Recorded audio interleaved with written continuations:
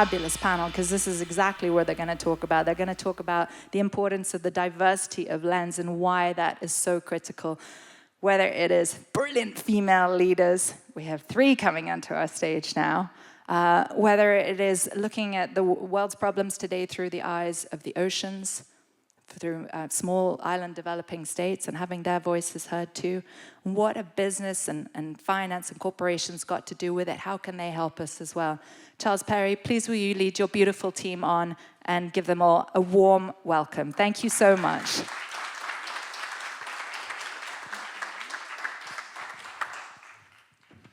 Thank you so much, Amber. Delighted to do so.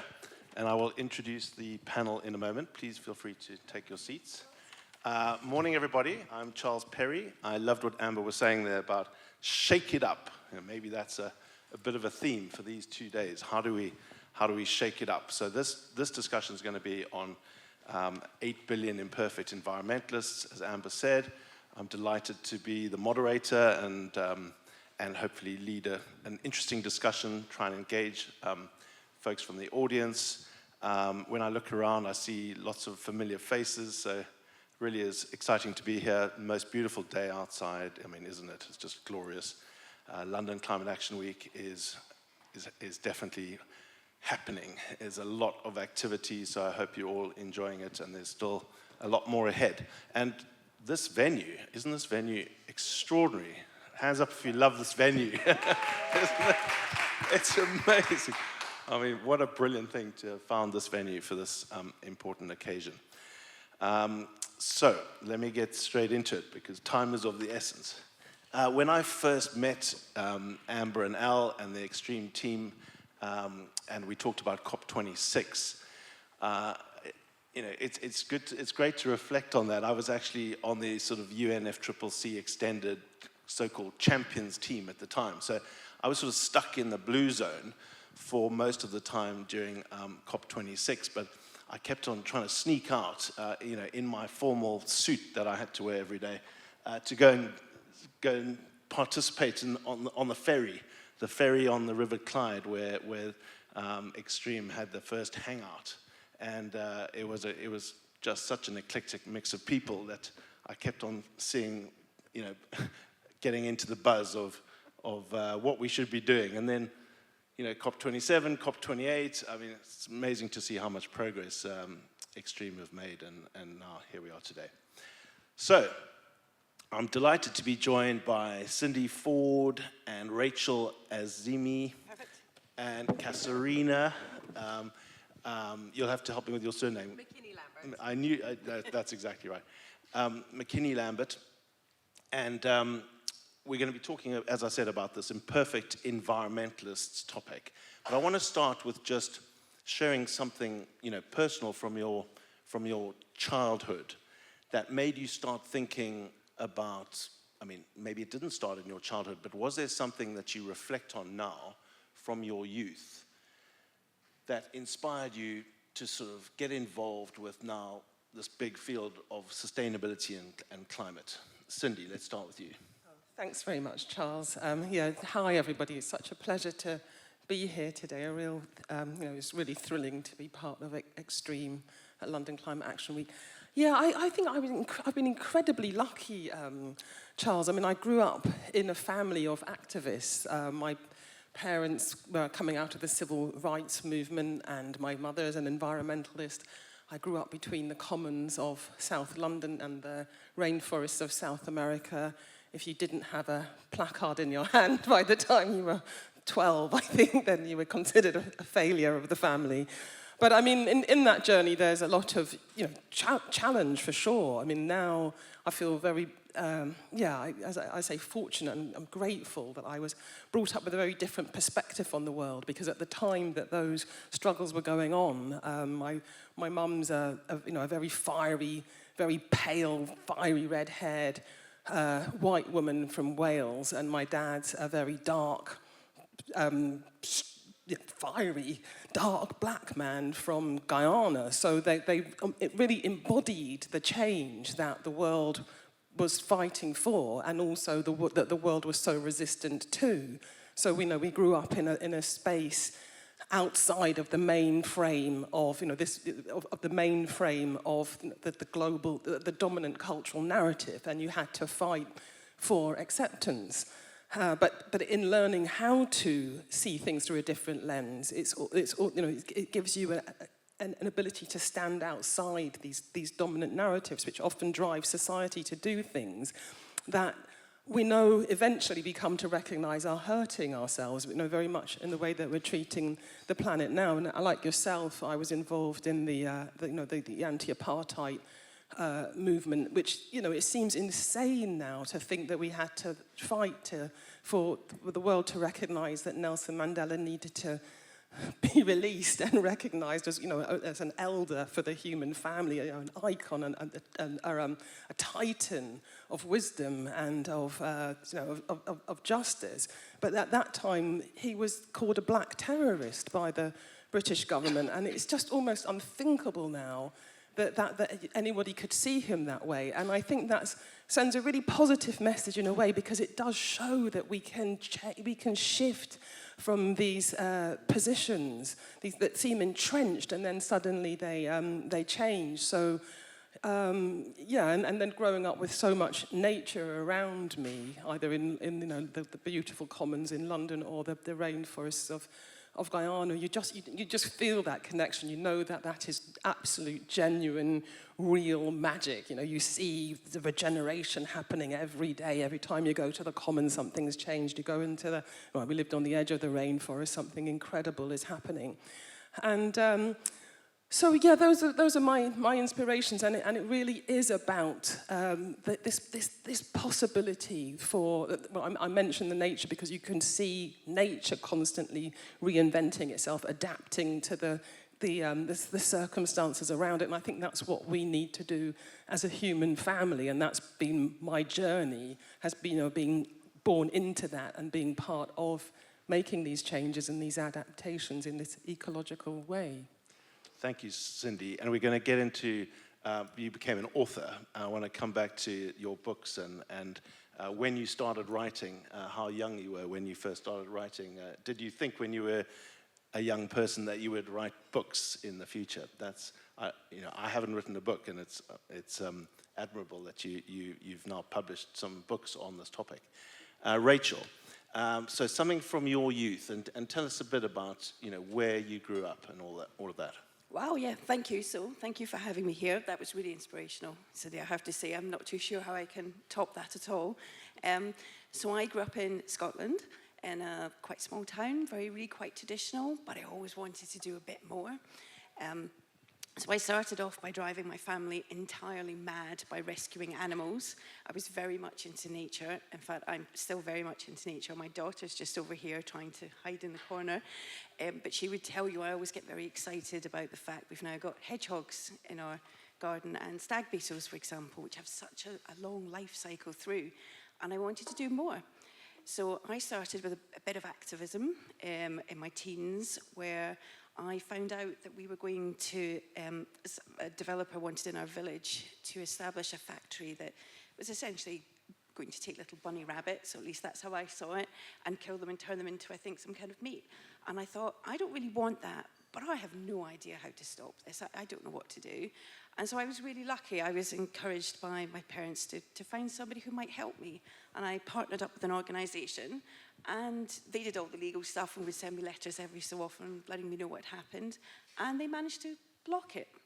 And all I did was really bring it to their attention and say, I care about this. And it happened. And that was maybe the start of my journey. I ended up studying Arabic at university. I wanted to travel and go overseas. My theory is the Middle East is the opposite of Scotland. It's warm, it's sunny. There's a few people around. It can be quite quiet in Scotland. And that was really my journey until I ended up with a few adventures in between at PwC. And it's brilliant to be here. We're so proud to partner and sponsor with Extreme. We really believe in what they are doing, in the fact that they want to just give that voice to youth who maybe, like me, didn't always know what to do and how to start, but can help enable them on that journey. And I'd say my sort of personal experience of working in PwC, I see this a lot of the time. Young folks who really want a good job. They want to pay their bills. They want to have a lifestyle, start a family, etc. But they also want to get involved in the climate conversations, etc. Not too sure where to start. And being able to give a voice to that to help them to work with the regulators and changes is really exciting. Thank you very much, Rachel. And definitely want to pick up on the last point on the PwC extreme relationship, because I think you sort of helped drive that, because I'm aware that PwC has been sort of involved with extreme right from the beginning. So that's really great, amazing. Kasarina, so how long have you been in England for this visit? And please tell us a bit about your youth as well. I'm actually the one responsible for bringing the good weather. Let me just be very clear. I've been here for a week, so I think that time fits in. Thank you so much for having me. It's really a pleasure to be here. I'm from a small island in the Bahamas called Eleuthera. Eleuthera is actually comes from the Greek for freedom, so I think that's channeled a lot of what I'm doing going forward. But I grew up in a completely off-grid environment. We didn't have electricity, we caught rainwater. I did basically grow up on a beach and spent most of my early days underwater. I was completely fascinated by the ocean. I spent more time underwater than above. At the end of the day, we would go out and catch dinner. And we didn't have a fridge, so we would go into the ocean and we'd catch what we were going to have for dinner. And as I was growing up, I realized that it was, even in a relatively short period of time when we were getting better at spearing fish than when we first started, there seemed to be less fish in the ocean. And I saw big fishing boats sort of on the other side of the reef, and we couldn't get out that far and see what was going on. But I could see it when we were looking for dinner. And that really shook me up. You think of the ocean as just being limitless. And sort of around about that same time, we were experiencing some of the first coral bleaching events. So snorkeling out on the reef, which would normally be full of vibrant colors, beautiful oranges and greens, looked like we were swimming over piles of snow. Some of these corals were just completely bleached due to warming waters. So I think those two things really set me on my course to understanding what was going on and taking action locally. And then connecting, these amazing things that are going on in the islands of the Bahamas with help and support and connections around the world, because obviously none of us can do it alone, and it requires massive changes around the world. Thank you, Kasarina. Wonderful to have you here. So moments in our childhood that sort of trigger thinking around, how everything fits together, what role do we play potentially in that as we grow older, some choices we make in terms of what we study or who we go and speak to get informed. It's a bit of a mosaic, isn't it? Trying to sort of piece together one's place in the world at a young age. And we talk about 8 billion people now becoming imperfect environmentalists. I mean, it's extraordinary how the population has exploded. The statistics around, when I think it was my great-grandfather was born, there was 1.5 billion people, and it's just exponential, isn't it? So it is quite scary, and I think a lot of people, from the studies that we see, a lot of people do really suffer. I think 85% are moderately worried, 59% extremely worried about, environmental catastrophe in the next couple of decades. So it's a stark reality confronting us, but how do we stay hopeful in this discussion of imperfect environmentalism? And is that a good phrase, Cindy? Is it a new phrase? Have you known it for a long time? What do you think of it? I think it's an absolutely brilliant phrase that only a person of genius like Amber Nuttall could come up with. I think it absolutely encapsulates hope, actually, because there's so much judgment, there's so much pressure, there's so much overwhelm, there's so much polarization in this space. So I think to come up with a phrase that unites us all as a human family is utterly brilliant. And I think that's how we have to start to think, or to continue to think. I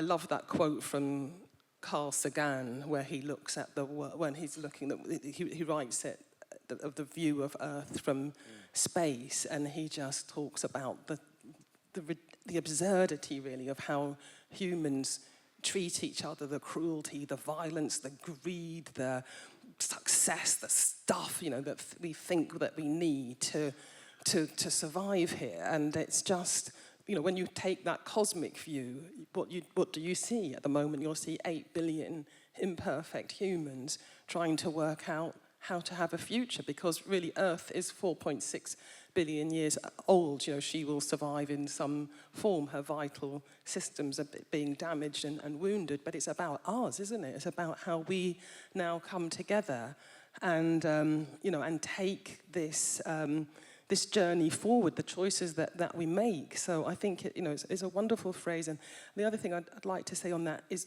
Earth is 4.6 billion years old. We're terribly new. We've been here for 300,000 years as modern humans. So we're just at the blip stage at the moment. And it's only for 3% of that time that we've lived in this way. For 97% of our journey here, we lived in balance with Earth. And for most of that time, in many of our different ways of organizing ourselves, we were an anchor ecosystem species. We were a keystone species. We knew that in order for us to survive, our survival depended on how we treated the environment around us. So we needed to make our forests into gardens. If we wanted animals to eat, we had to create ecosystems where those animals could thrive instead of the industrial farming where we pen them all up. We made the world attractive for them to be part of. So, we were never perfect, but we were actually really good at stewarding Earth. And I think this invitation to be 8 billion imperfect environmentalists is an invitation to reimagine ourselves in that way again. We don't have to be, we made it for a heck of a long time in terms of the human family, so it gives us that chance to rethink ourselves and, to say, look, we can think collectively and consider our future. It's never going to be perfect, but we can be stewards again rather than destroyers. Thanks, Cindy. And that sort of mindset shift that you referred to there, I guess that's very much part of shaking it up, what Amber was. Right. So shaking it up with mindset shift around, how we can all participate in this movement. I mean, Rachel, when you hear the phrase, what comes to mind? Is it something new for you that as a phrase? As a phrase, yes, it was new, but I have to agree again with Cindy. I think it's a very apt phrase. Perfection can be many different things. And for some people, you can think, well, if I'm not going to do it all, I'm so small, why even bother? Why should I even try starting? And it's around thinking you can make a difference through little things that you personally do, really small things, but also then how can you influence others to do things too? And collectively, when it's all coming together, that's where you make the real big changes and you see how it all develops. So I think it's brilliant. And do you consider yourself an imperfect environmentalist? Definitely, yes. Okay, we'll come back to that. Right, Kasarina, how about you, your perception of this phrase? Absolutely. And I think, as Amber mentioned, really tapping into what resonates with different people. And, how, whether they're caring about health, whether they're caring about food supplies, how do you tap into some hook for everybody? Because it really is, it's our life system. But I think people get distracted with other things. We have a project in the Bahamas where we have built the world's largest underwater sculpture. And it's actually really cool. And I'm not being paid by the Ministry of Tourism to come and recruit you to come to the Bahamas. But if you do come, check it out. It was created by a team of amazing artists. And one of the things I love about Extreme Hangouts is it pulls people from different interests, different walks of life. Some people, you start talking about science, and you talk about zooxanthellae living in coral polyps, and people just tune you out completely. I talk about that a lot, but I love that. But thinking about how art sort of inspires people to shift their way of thinking. And this sculpture underwater is stunningly beautiful. We put her in the water 10 years ago. She is a figure of a young Bahamian girl holding the future of the ocean on her shoulders. She's called Ocean Atlas. And over the past 10 years, she's become encrusted in corals, many of which died last year. So really making those sort of tangible connections. This isn't just, we're not talking about waters warming, we're not just talking about coral bleaching, we're talking about that coral that I went out with my family and I saw, and now it's dead. So I think how we can tap everybody into the reality of what's going on and drive action. Yeah, if I just reflect on when it sort of dawns on you as an individual that there's something that needs to be changed from a whole mindset shift point of view.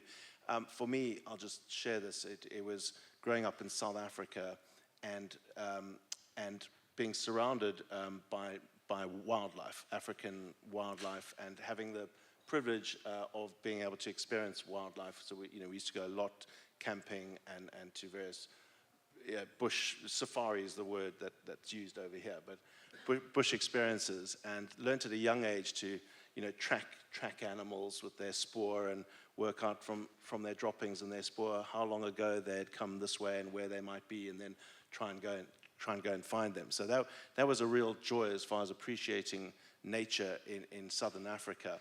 But then if I fast forward a bit to when I decided to go backpacking across Asia as a student, took a bit of time out to go backpacking. And then when I spent 2 months in India, I found it was really quite an awakening for me, because suddenly the number of people, right, the number of people living in dense spaces, and I worked for a month in one of Mother Teresa's homes in Calcutta.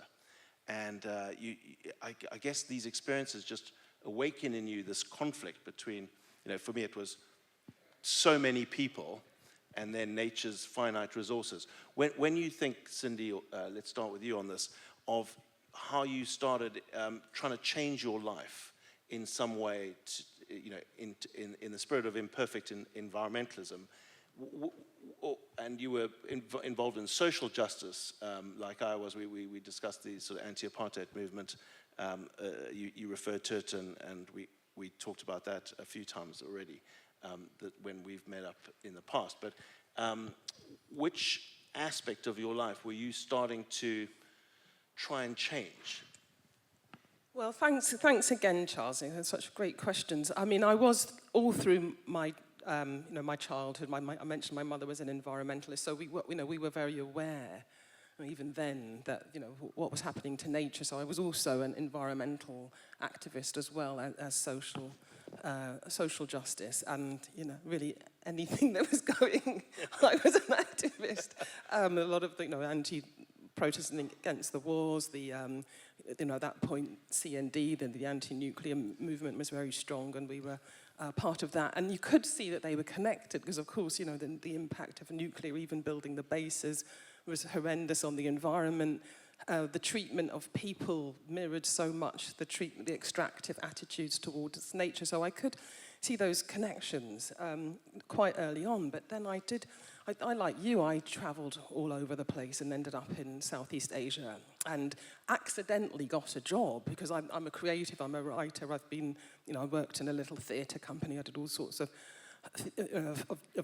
journeyman writer jobs. And then accidentally in Singapore, I got a job in one of the biggest advertising agencies in the world. I had a mate who was there. She said, "Oh, come on, Sind, I'll give you a job." Yeah. So I went down there, and they, next minute I'm, I'm one of the creative team. I thought, "Oh, this is fantastic," because I'm being paid for the first time coming out of community theatre, and I'm getting paid properly to, to come up with fabulous ideas. Working with a whole team of brilliant young creatives, really seduced by the whole thing. We had bean bags. We got told, come back when you've got a good idea. So we'd go down to the waterfront and drink ourselves silly and wake up in the morning, with the concept. And it just went on, and it was a huge fun. But then something was telling me this is so, and I think I won an award actually, and I went to an award ceremony. I thought, good God, what am I accepting this award for? I've just, if you'll excuse my language, somebody asked me what I did one day, and I said, I write rubbish to sell shit to, gullible people. And I thought, then why am I doing this? And I thought, I have to change what I do. I think it's fantastic telling stories, and it did give you this sense of the black arts, if you like, because it is so powerful that you can make people want something that they didn't even know existed, the day before they saw the ad or the campaign. So it was a really salutary experience, and I just thought there has to be a way to use this power for good. I do have everybody's got a superpower. One of my things is creating and writing. I've got to be able to use this to tell stories that, and I've gone so far from my roots of environment and social justice, and this is creating a system that's making all of these problems worse as opposed to better. So that's when I started using story to tell stories about Earth and how we can be part of keeping it beautiful and making change. And shaking it up. Absolutely. Katharina. I was just going to say that the film Chasing Coral was created by people from an ad agency who says, we need to do better. Nature needs an ad company to speak on its behalf. And so I think that was a really interesting approach. If you haven't seen the film Chasing Coral, do check it out. And Katharina, while you've got the microphone, so, an area of your life that you might want to share with the audience that you started experimenting about how you could be a better imperfect environmentalist. So I have sort of come in a big circle, and I'm now actually back living on the island where I was born, the island of Eleuthera, having spent time in England, time in Wales actually. I spent 2 years at Atlantic College, which really sort of broadened my worldview there, and university in America, and now I'm actually building my own off-grid house, and kind of getting deep into what do we really need? How much electricity do I really need? So how many solar panels do I need? And I'm really enjoying going through that process, so as to be able to help others. I think I went into it slightly naively, thinking, okay, well, this is going to be easy. It is not easy. It's very difficult, but I'm hopefully working through some of those kinks myself. But it really does make you think, how much house do I really need? How can I grow my own food? How can we avoid using the kinds of pesticides that are so damaging? And so that's been an exciting part of what I'm doing now. I think recently we had a big scare in the Bahamas. We had a foreign oil company come in and do an exploratory oil well just recently, 2021. And which is kind of shocking considering the whole world is moving away from drilling in pristine places, and we as a country were considering going into this new industry. So I got very involved in creating a movement called Our Islands, Our Future, with Brief and a number of other organizations around the Bahamas and around the world, working with fishermen, working with little eco-tour operators, and saying, no, we don't want this. We're working towards a full ban on oil drilling in the Bahamas.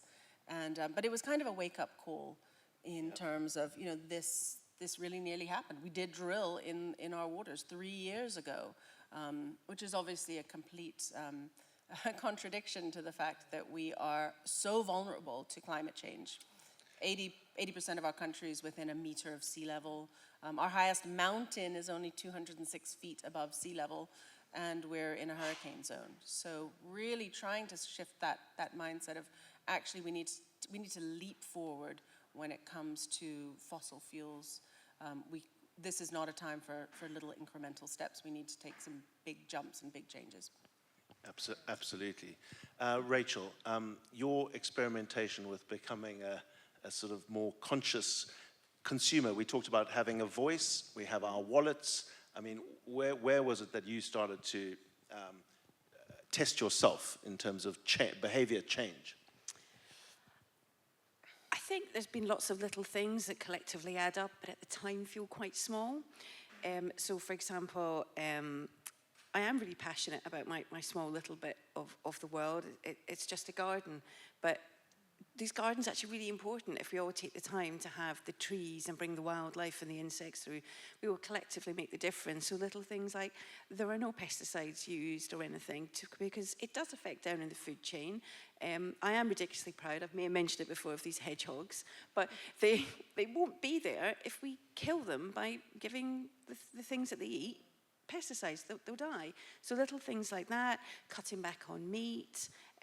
I always insist that my children walk to school rather than be driven, etc.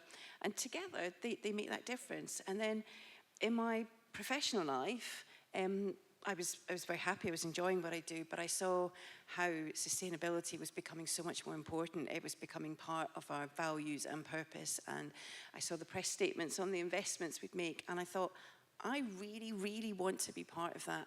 I'm actually in a really privileged position. It's an honor to influence and shape some of this. And I thought I would be so annoyed if somebody had my job. I would have to start not liking them if they had that job. And so I contacted one of our very senior people in PwC and said, I really want to own sustainability in my bit of the business. We already had other teams, to be clear, doing this, but in my bit of the business, how can I help inspire my colleagues to get them to understand that sustainability is part of what they do? It's shifting a whole profession over to embed it into everything, to make the changes that we will need to make to pull through the youth. And you referenced Extreme. This is where we came about, partnering with other organisations who do have that voice to help them and make the change as we all imperfectly move through. So you took your personal values and then you helped shake up your organisation. Which is great. In my own small way, but yes, yeah, exactly, yeah. Fantastic, and that's it really, isn't it? It's a mindset shift through experience. We've been hearing about all these amazing experiences from childhood, then that leads to some sort of shift, right? My mental, emotional shift, and then you get inspiration from that experience, and then you start to do something. You become empowered, don't you? And so, Cindy, you went on to write books. I mean, do you want to just show this particular book to the audience? Can I hold it up? Yeah, sure. So it's called Bright New World. It's a children's book. You also do adult books. But just tell us a bit about this book. Well, that book is a book really about being one of these 8 billion imperfect environmentalists. It's a children's book, so it's going to lead with excitement, it's going to lead with joy, it's going to lead with hope, which is still available for us as a human family. So it looks at the 12 things that at the moment creating the biggest pressures on our system, and they're all neutral. You know, it's food, we're always going to need food. Travel, we're always going to travel. Energy, we're always going to need energy. How we treat our oceans, our rainforests, we can treat them badly, we can treat them well. So it looks at, but these are the things that are putting the most pressure on our planetary boundaries. And so we take a little step into the future, not terribly far, but just to make it, but credible enough. We go a little bit in the future and we say, well, look, we've done it. So we already feel that we've achieved. We feel safe, we're home, we've crossed the bridge, we're in the safe place. And the world looks beautiful, which it really can. This is in our gift now to take this journey. And so once with children, and children are huge influence, as you know, their schools, their teachers, their communities, they take this stuff home. So you're taking this sense of achievement home. And then we go, okay, so what took us so long? Why did we, where were we? Okay, so then we go into the present. So we're here, and these are the particular problems. And so then what was our roadmap out? And then we say, well, we did this, and we did that. And we look around the world at all the 8 billion, not all of them, but we choose a few of the 8 billion imperfect environmentalists and look at what they're doing on this particular issue. And when you look at that, there's fabulous stuff going on planet Earth. So it creates this really compelling story, and not of hope, but of actual application of what we can do, Charles. So that's the gist of that particular Thank you, book, yeah. Cindy. And I want to ask you, Kasarina, just tell us a bit about Brief. And also, I understand Amber's father founded it. Is that right? Yeah, absolutely. So Brief is 30 years old and was founded by Amber's father. And in fact, some of my favorite memories of him, he passed away in 2007, are of him taking people into the ocean. And literally, he was a very tall, strong man, carrying them on his back because he said, you have to see what's underwater. And the reality is even though we're an archipelago in the Bahamas, most people don't know how to swim. So this is something we're changing. My favorite word is yet. So they don't know how to swim yet. But he would take, people from the Ministry of Tourism on his back, just said, hold on to my arm and I'll take you to show you something amazing. So that's been a tenet of the organization from the get-go, putting people, showing them new lenses on the world, and taking school teachers especially. We would do training workshops. We've actually just reached our goal of training at least one teacher in every school across the country in marine conservation through hands-on learning, getting underwater. And now some of these teachers have been in their schools teaching for 25 years and are still teaching the stuff that they learned with Amber's father at a Brief workshop. And so I'm very excited about being able to get hold of some of these books. I can fit about a case in my suitcase to carry home, thank you. But now we do a lot of work with children. We run eco schools for the Bahamas, and we also run a program called Young Reporters for the Environment, sort of tapping into this incredible communication capacity that young people have, and helping them find opportunities for sharing their voices. So again, amazing how your dad, Nick Nuttall, pioneered and shook things up all those years ago, and we see the evidence of what's happened with that. Now, I'm being looked at by Annika. That I think time is of the essence here, but do we have time for a couple of questions? Is that okay? Right, that's brilliant. Oh, Shantanu, right here. Good to see you, Shantanu. Hand up first. Please say your name, where you're from, and then your question, who it's to as well. Okay, good morning, everybody. My name is Shantanu Surpre. I'm a corporate lawyer from the U.S. Just arrived last night, actually. But a few questions. We're in the middle of an election year in a number of countries. India just had one, Mexico had one, you've got one coming up. We've got one in the U.S. in a few months. I don't know if any of you how actively you track U.S. politics, but yesterday the thought was Trump was going to pick Vivek Ramaswamy as his vice president. He's gone on record saying he thought the climate change agenda was a hoax. Now, he said climate change agenda, not climate change, so that is a slight nuance. But I know we're talking here about bottom up of environmentalists. How about top down? How much are these bottom up people going to play in the top down approach? Because I think that can be an agenda in the election, despite what the politicians are saying. Thank you. Thank you. Yeah. Do you want to, Cindy? Yeah, well, I think that's a fantastic question, and thank you so much. I mean, this forum is for the 8 billion imperfect environmentalists, so we have focused a lot on the bottom up. But I think you're asking a really huge question: what do we do about our leaders? You're right; it's half the world goes to vote this year, 64 countries. As individuals, we must, wherever we can, use our votes to vote for the leaders that have got decent-ish, because sometimes it is only a matter of decent-ish climate policies, but then you're asking us to confront the much bigger system, which is utterly corrupt and is incredibly hard to shift. So this is when you slightly get into the overwhelm, but without losing sight of the power of our voices. I mean, some of the work that I do with adults is around, have a program called Awakenings, which is really trying to track the 500-year history of, from colonization to where we are now, and look at this system. It isn't actually broken. It was designed to do exactly what it's doing, which is to extract from exploit nature and extract people to make as much money as possible for an elite.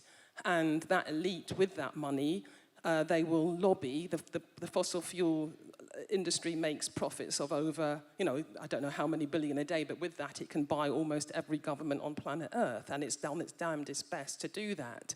So it's a really hard fight, and then the corporate lobbying, to change the plastics, who gets the oil and gas license, almost every single level of which what we're seeing in America is an absolutely end game of that system. You've got a felon now who outright said, I will, if the oil and gas company give me, X billion dollars, I will scrap the entire environmental agenda that Biden put in place. That's the raw face of the worst kind of looting of what the colonial experiment did. You walk in, you take what you want, you weaponize the legal system to make sure that you get it.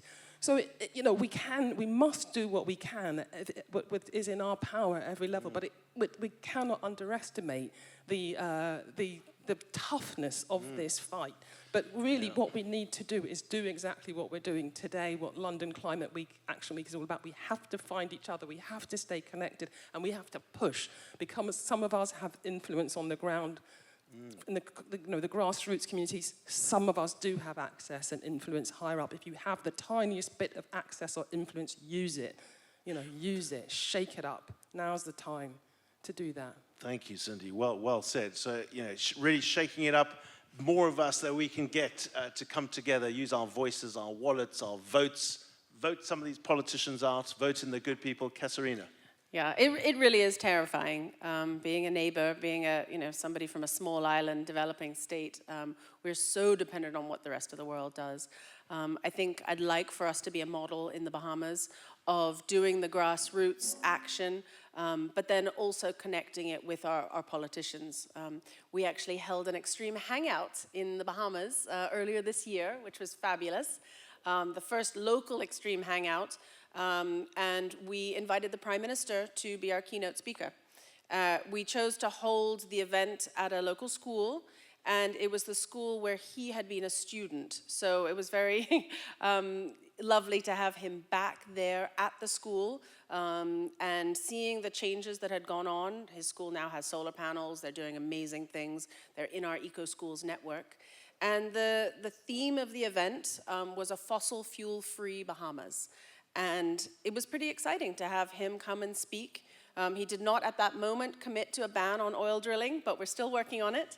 But I think having those kinds of events where leaders of our countries, albeit small ones, are attending an event called a fossil fuel-free country is really exciting. Thanks, Kasarina. And I think Rachel wants to say something. But just before you do, it's interesting to reflect that currently, globally, humanity demands 100 million barrels of oil per day, right? And we've now agreed that we're going to transition away from fossil fuels. So if you think in the numerical terms, we've got to go from 100 million barrels of oil per day down to 0 by the latest 2050. So that's why it takes, all of these 8 billion imperfect environmentalists to stop demanding this stuff, right? Yeah. Rachel? Yeah, I was just going to add some of the other lenses on this around, you're right, how do you enable a just transition? How do you work to get from that 100 million down to your 0, I guess, ultimately? Yeah. And some of the things we do is around bringing people together to try and break away those entrenched views where you can become maybe dismissive or even confrontational. So some of the work that we will do is alongside, obviously, the youth organisations is represent how important sustainability is at events like your World Economic Forums, your Davoses, your COPs, etc., to make sure it is on the agenda, to see business as a force for good, to make the change that is in everyone's interests. We believe in it. Do I have time for one more question? I hope so. Yeah, the team's fantastic, very flexible. Right, who would like to ask another question?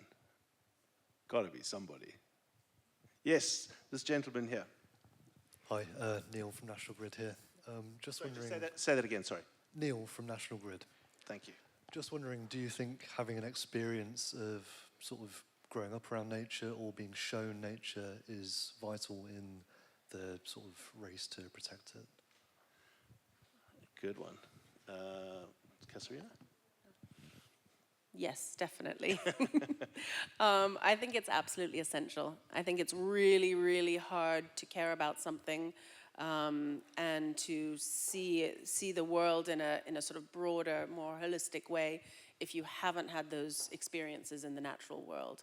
I spend a lot of my time doing sort of policy work. I'm on the National Climate Change Committee, and I do lots of, great work that I love. But I have to say, I think some of my favorite experiences are taking little kids into the ocean for the first time and seeing how completely blown away they are, and how, things that they didn't think possible, they didn't think they'd be able to swim, and all of a sudden they're floating in the ocean. Suddenly makes you think, well, I didn't think I could be an accountant. I didn't think I could be the prime minister. I didn't think I could do these things. But if I can swim, then I can do anything. So I think it's so important to have that sort of expanded comfort zone experience that just happens so naturally in nature. Although it's hard for some people to have that connectivity, right? I mean, it is quite a privilege. So, hard, I mean, and engaging people and teaching people to swim, fantastic. How do we get people engaged? I think that's a really good question, Liam, because I do think it is, as I was saying earlier, if we understand ourselves as part of this ecosystem that is planet Earth, then it makes much more sense. The solutions or the interventions that we need to make much more sense. If we want to be this anchor keystone species again, and if you haven't had that experience, but that comes, into a whole other huge challenge of our system, because so many young people now grow up in hugely urbanized environments. Often, if you're wealthy in that environment, you can take a holiday. If you're not, you can't. You're not even sure where your food is coming. I work in inner city schools. Sometimes people aren't sure where the food is coming from. So it's, that is something systemic, because the reason those children are in that situation is because often their families and their communities have been so extracted from to enable the people that have access to nature. I'm talking about the global north, it's different in the global south. So in asking that question, it's asking us to recognize the rebalancing that we need to do in our own societies, because if we feel that it's important to understand the connection to nature, to be able to make those responses, then we have a responsibility to make sure that all children are able to grow up with that type of ecocentric worldview. Otherwise, you're right, this type of the invitation doesn't make full sense to them. And it's, I can understand the air pollution, which kills so many children in the cities, but to connect that to what's happening to something that's quite abstract to them is much harder. So we really have to look at the systemic challenges, which is where you see the intersection between environmental justice and social justice. They're so strongly connected. You can't solve one without the other. So it's an extremely pertinent and deep question. Thank you. Yes, thank you. And so what an important role it is for people to professionally engage in connecting children of all backgrounds to nature, right? I mean, that has to be one of the most powerful. Who has the responsibility to do that? It shouldn't be charities. Yeah. I mean, I think the charities do it absolutely wonderful, but it shouldn't only be charities. It's got to be looked at much more systemically at how we got to that state and then what we need to do about it. Excellent. Well, we've done really well. We're out of time. I hope it's been interesting. I'd love you all to join me in thanking my amazing panel.